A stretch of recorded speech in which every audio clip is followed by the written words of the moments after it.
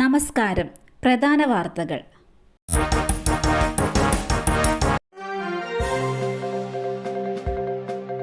DNA ഘടന കണ്ടെത്തിയ വിഖ്യാത ശാസ്ത്രജ്ഞൻ ജെയിംസ് വാട്സൺ അന്തരിച്ചു. DNA ഡബിൾ ഹീലിക്സ് ഘടന കണ്ടുപിടിച്ച പ്രസിദ്ധ ശാസ്ത്രജ്ഞനും വൈദ്യശാസ്ത്ര നൊബേൽ സമ്മാന ജേതാവുമായ ജെയിംസ് വാട്സൺ അന്തരിച്ചു. വാർദ്ധക്യ സഹജമായ അസുഖങ്ങളെ തുടർന്ന് 97 വയസ്സിലാണ് അന്ത്യം. ന്യൂയോർക്കിലെ ഈസ്റ്റ് നോർത്ത് പോർട്ടിലെ ആശുപത്രിയിൽ വെച്ചാണ് മരണം സംഭവിച്ചത്. അണുബാധയെ തുടർന്നാണ് അദ്ദേഹത്തെ ന്യൂയോർക്കിലെ ആശുപത്രിയിലേക്ക് മാറ്റിയത്. ജെയിംസ് വാട്സണും ഫ്രാൻസിസ് ക്രിക്ക് എന്ന ശാസ്ത്രജ്ഞനും ചേർന്നാണ് DNA ഡബിൾ ഹീൽസ് എന്ന ഘടന കണ്ടുപിടിച്ചത്. 20-ാം നൂറ്റാണ്ടിലെ ശാസ്ത്രലോകത്തെ നിർണായകമായ വഴിത്തിരിവായി ഈ കണ്ടുപിടുത്തം മാറിയിരുന്നു. ഡീസൽ തീർന്ന ലോറി താമരശ്ശേരി ചുരത്തിൽ കുടുങ്ങി. ഗതാഗതം തടസ്സപ്പെട്ടത് മണിക്കൂറുകളോളം. ചുരം 6-ാം വളവിലാണ് വയനാട് ഭാഗത്തേക്ക് പോവുകയായിരുന്ന ലോറി കുടുങ്ങിയത്. ചുരത്തിൽ ഭാഗികമായി ഗതാഗതം തടസ്സപ്പെട്ടു. ഹൈവേ പോലീസ് സ്ഥലത്തെത്തി വൺ വേ ആയി വാഹനങ്ങൾ കടത്തിവിടുന്നുണ്ട്. പുലർച്ചെ 5 മണിയോടെയാണ് ലോറി കുടുങ്ങിയത്. കഴിഞ്ഞ ദിവസം ഡീസൽ തീർന്നതിനെ തുടർന്ന് 7-ാം വളവിൽ ലോറി കുടുങ്ങി മണിക്കൂറുകളോളം ഗതാഗതം തടസ്സപ്പെട്ടിരുന്നു.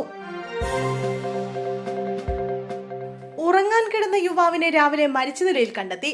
മരണകാരണം ഹൃദയാഘാതമെന്ന് പ്രാഥമിക നിഗമനം. ചാലിശ്ശേരി പെരുമണ്ണൂർ പനക്കൽ വീട്ടിൽ ജെൻസന്റെ മകൻ ജിസനാണ് മരിച്ചത്. 23 വയസ്സായിരുന്നു. വ്യാഴാഴ്ച രാത്രി വീട്ടിൽ ഉറങ്ങാൻ കിടന്ന ജിസൻ രാവിലെ ഉണരാതിരുന്നതോടെയാണ് വീട്ടുകാർക്ക് സംശയം തോന്നിയത്. ഉണരാതിരുന്നതോടെ വിളിക്കാനെത്തിയ മുത്തശ്ശിയാണ് അനക്കമില്ലാതെ മുറിയിൽ കിടക്കുന്ന ജിസനെ കാണുന്നത്. ഉടൻ തന്നെ ഇവർ സമീപത്തെ ബന്ധുക്കളെയും മറ്റും വിവരമറിയിക്കുകയും പെരുമ്പിലാവിലെ സ്വകാര്യ ആശുപത്രിയിൽ എത്തിക്കുകയും ചെയ്തെങ്കിലും മരണം സംഭവിച്ചു. ഹൃദയാഘാതമാണ് മരണകാരണമെന്നാണ് പ്രാഥമിക നിഗമനം. തൃശൂരിലെ സ്വകാര്യ സ്ഥാപനത്തിലെ ജീവനക്കാരനാണ് ജിസൻ.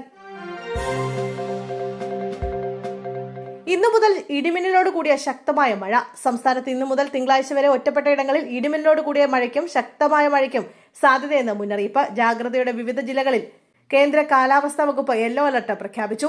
ഇന്ന് പത്തനംതിട്ട, ഇടുക്കി ജില്ലകളിലാണ് ഒറ്റപ്പെട്ട ശക്തമായ മഴയ്ക്ക് സാധ്യതയുള്ളത്.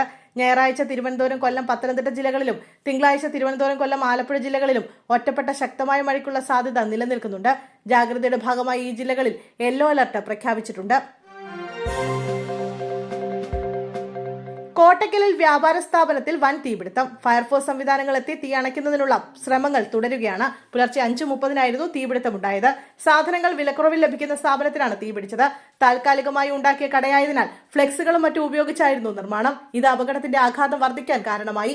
തൊട്ടടുത്തുണ്ടായിരുന്ന ചെരുപ്പ് കടയിലേക്കും തീ വ്യാപിച്ചു. മറ്റ് സ്ഥലങ്ങളിലേക്ക് തീ പടരാതിരിക്കാനുള്ള കാര്യങ്ങളാണ് നാട്ടുകാരും ഫയർഫോഴ്സും ചേർന്ന് നടത്തുന്നത്.